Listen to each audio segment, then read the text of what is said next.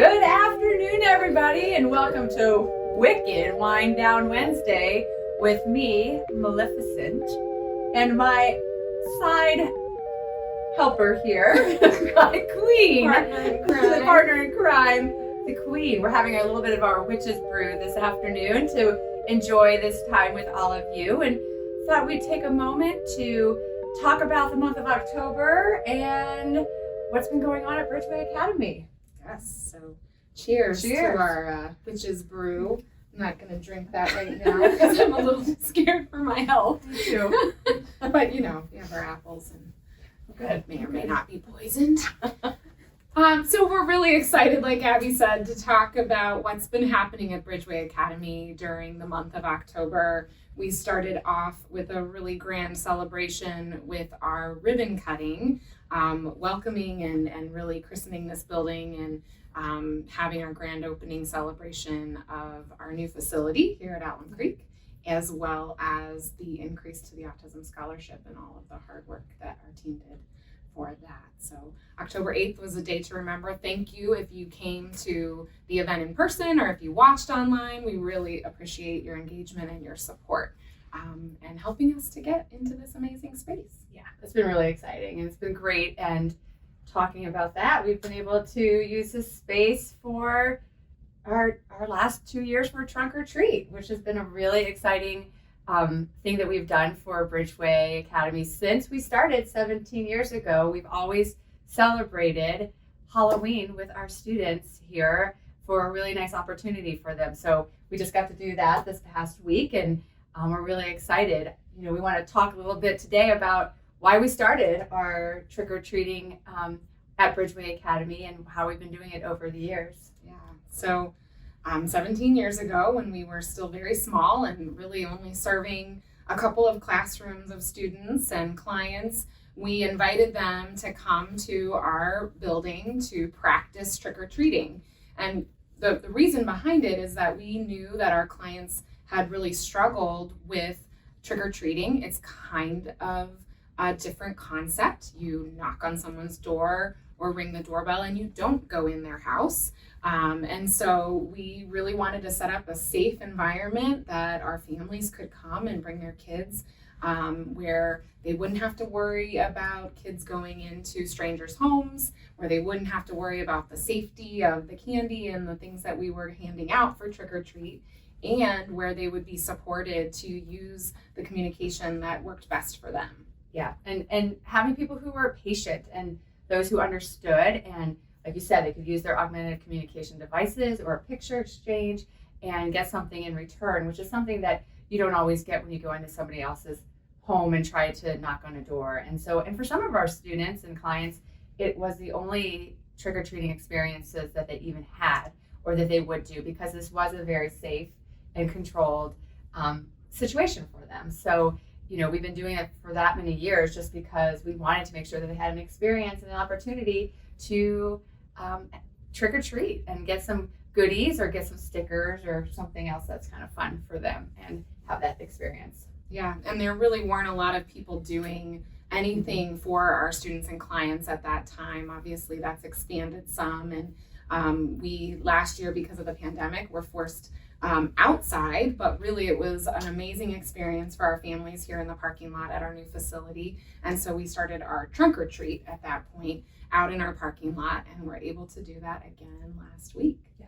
Well, even with the two buildings that we were in previous to here, we had expanded it to be on one property, but then remember we did start doing the trunks outside to make it so that the other classrooms had a space. So at least some of our kids were used to our experiences here. And one thing that we got to bring back this year that was kind of fun is we used to do like a haunted house where our kids could go in, and it was fun, but you know, a little spooky. But we got to do like a spooky alley here this year, and so that was a lot of fun. So our kids could drive through and see lots of inflatables, which some of our students really, really loved. Yes, and that shout out to our amazing staff.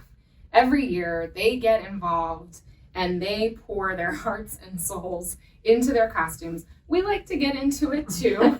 And we've had some interesting costumes along the way, but we've had themes, everyone from the Trolls this year to characters from Matilda. We had the mystery machine out, and our very own Mr. Mike was Scooby-Doo. Oh, yes. He even got into part. He practiced, his wife made him practice being Scooby-Doo. So if you were lucky enough to be to talk to Scooby that night, you would have gotten a special voice, I would have to say.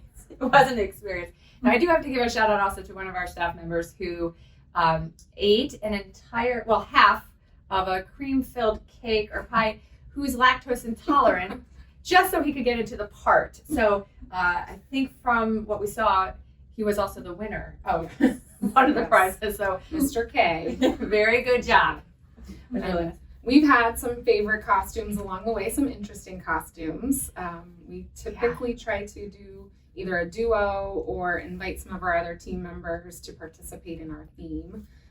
So what was some of your favorite? Well, I don't know if everybody realizes, but Erin and I are definitely two very different individuals. And Erin likes to be crafty, and I would like to just purchase my costume and go with it. So one of my favorites that almost ruined our friendship was we had to be Play-Doh. Erin was convinced that we should be Play-Doh. Kid friendly. It was kid friendly. It was great. So I went to I don't know how many stores I said, okay, I'll go buy the trash cans. They weren't so easy to find because they're all like these big ones. So I had to go find the really small ones.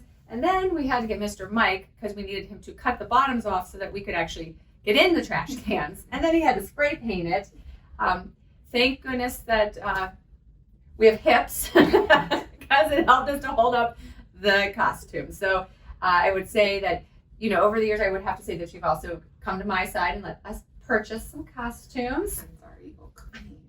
Now, the Queens one was pretty funny, though, too. It's great. So when we did the Queens, our program directors who were working with us, they had told us they were going to be princesses. And so we didn't let anybody know what the two of us were going to be until we dressed up that night. And the queens, the evil queens, walked out, and it was pretty funny. It was really, really funny to watch their faces on that. So what about you? What's one of your favorites? Well, I think one of my favorite memories of practice trick or treat, is when I was dressed like Buzz Lightyear and really head to toe. You really could barely recognize me. And the news came. Thanks, Janelle. And I got to be interviewed on the news. And in one of our hallways, one of our students came up and saw me with the microphone and in front of the camera. And he was very engaged and wanted to be on TV. And he started to give his rendition and ended up being interviewed on the news that night and was mimicking the news anchor. So it's pretty cute and amazing, and just always fun to engage with our students. Yeah, I think one of my other favorite ones was when we were inflatables, and I was an inflatable pineapple, and I actually did it in honor of one of my sons who loves pineapples, and so I was a pineapple, and we did a beach thing, didn't we? I was a flamingo. Yeah, a flamingo, and I don't think we realized the size of our costumes, and so there's some pictures where I would take a corner, or you would take a corner, and we might take a kid with us. No children were hurt in this experience, but it was a lot of fun. Yeah, we've always had fun with trick or treat. So we're really proud of our amazing staff and the work that we do here. And we're also so thankful to all of you that listen in and let us be a little bit silly and join us in all of our events. And we have another event coming up that we'd like to invite you to. It's our Thankful Lunch around Thanksgiving every year. We try to give thanks for our partners, donors, all of you who support Bridgeway, our volunteers. And so on November 4th at 12 p.m., we'd love to have you join us. I'm told there will be a link in this video to email where you can RSVP. So we would love to have you join us on November 4th. And our students, you want to talk about how they'll be there? Yeah, our students will be here. They'll help.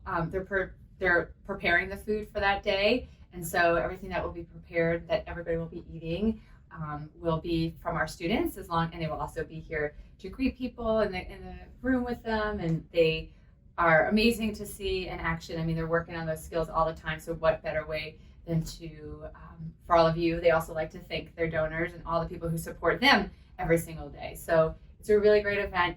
Erin and I will not be dressed like this, so if that's what you're wanting, I'm sorry. But, if there was somebody who, happened to step up with a larger donation for Erin and I to dress up as something, you know, we could bring out other ones of the past, and we still have them. I just saw Big Bird in the. Oh, you saw Wonder Woman in your class, and I saw Big Bird. I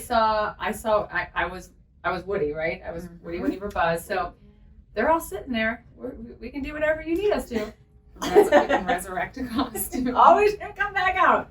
So, well, our fancy drinks are not so fancy anymore. They're actually really interesting. Good science experiment. But thank you for joining us today for our Wicked edition of Wine Down Wednesday. We hope to see you in November. Thank you.